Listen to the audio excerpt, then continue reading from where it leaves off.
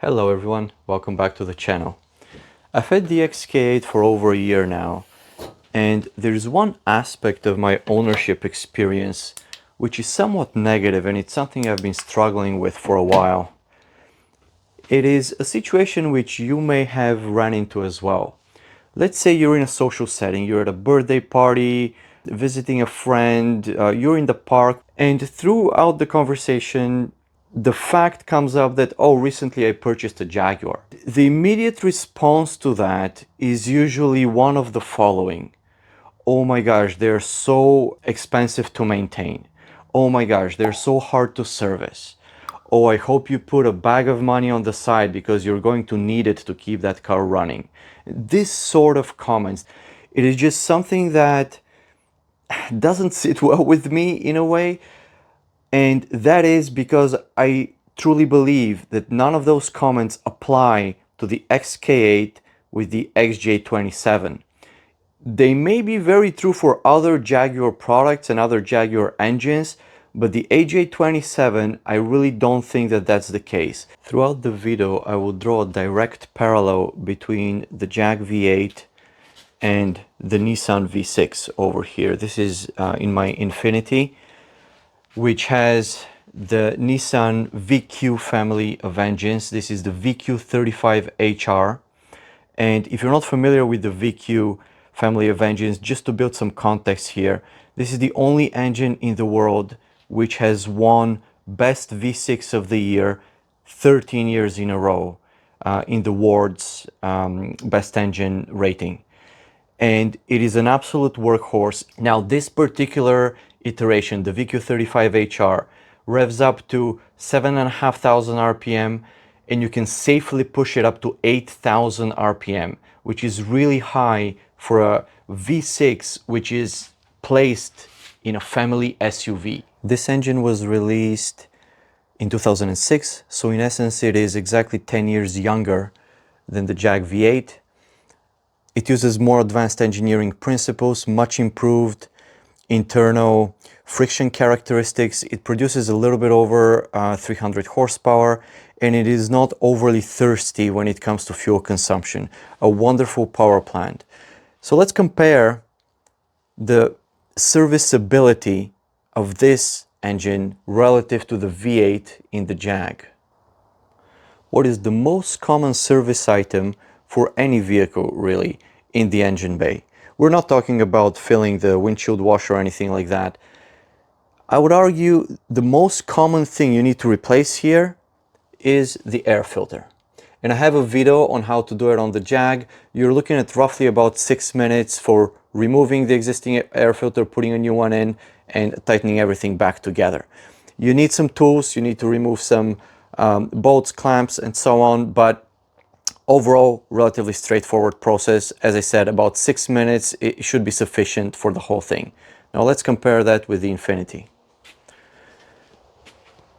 The Infinity has dual intakes and dual throttle bodies, and each intake, of course, leads to a filter box. And to remove the air filter, you simply unclip, pull this out, filter is out. You put your new filter in here, put it back in, 2 clips, 1, 2, we're ready. This filter is changed, another 20 to 30 seconds, that filter is changed as well, and in less than a minute, you're done with your filters. This is the only aspect where the V6 has an advantage over the Jag. Let's look at spark plugs and ignition coils.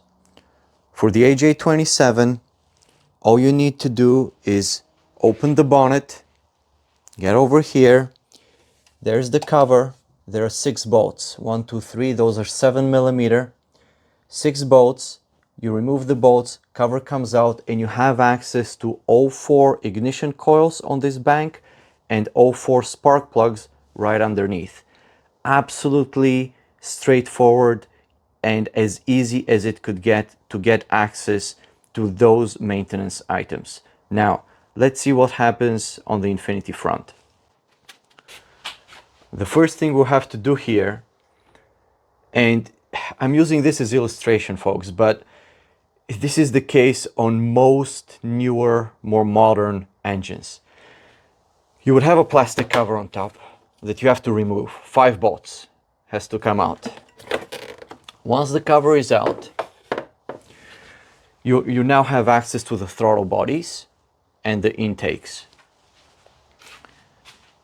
You would have to take the little intake out.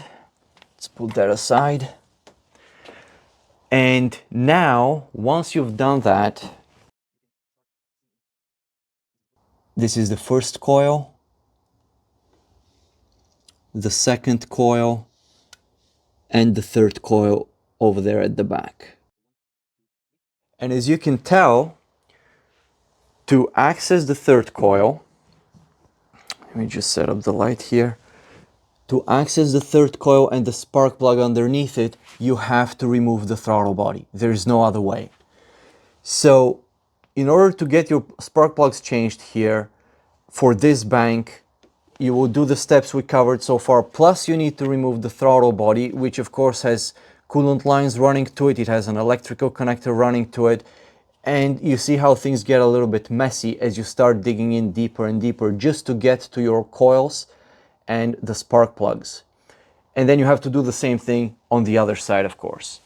So I would say servicing the spark plugs and the ignition coils on the AJ27 is exponentially simpler compared to a more modern V6 that is set up in this way.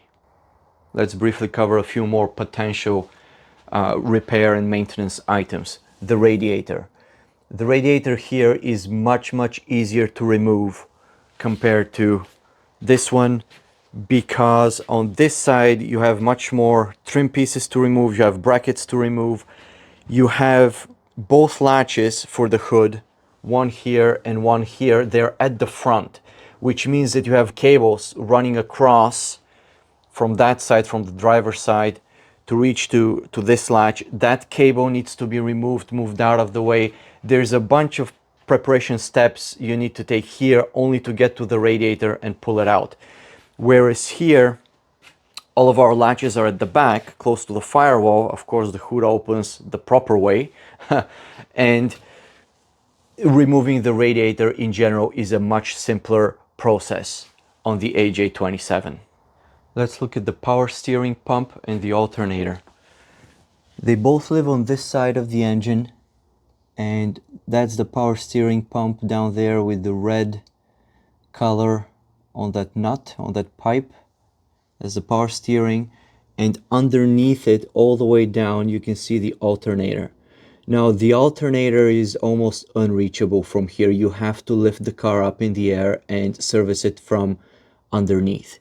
Now let's compare that with the AJ27. Power steering pump in a very similar place. Axis is, I would say, comparable. There it is, right here you see the pulley, and this is the power steering pump itself. Axis is pretty much the same, but the big difference is the alternator. The alternator with the Jag is also at the bottom, but it's on the other side.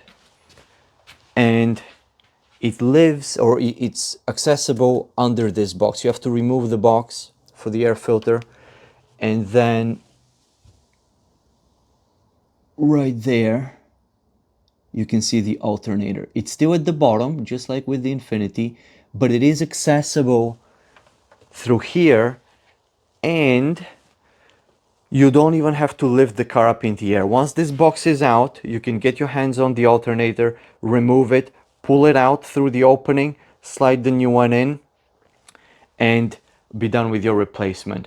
So in terms of process, much simpler here compared to the Infiniti.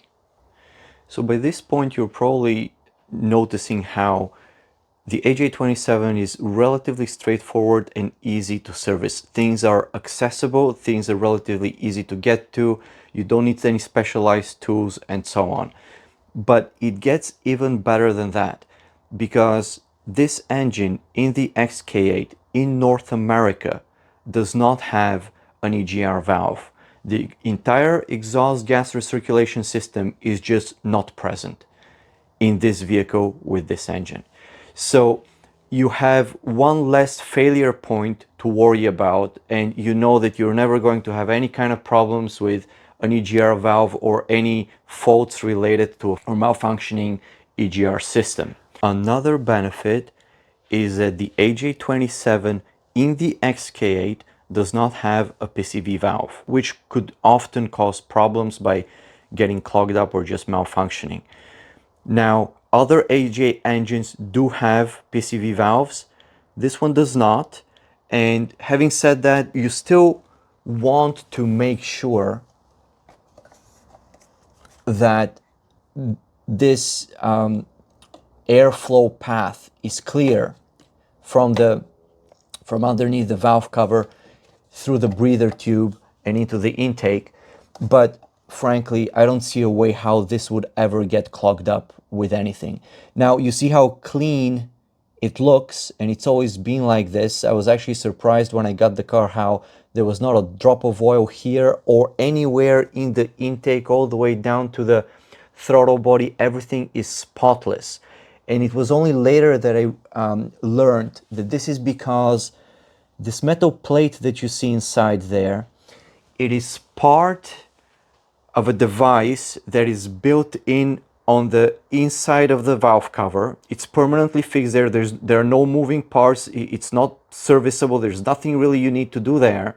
But that device is extremely effective at preventing oil from flowing up with the airflow through this tube and getting your intake dirty, your butterfly dirty in the throttle body, and so on.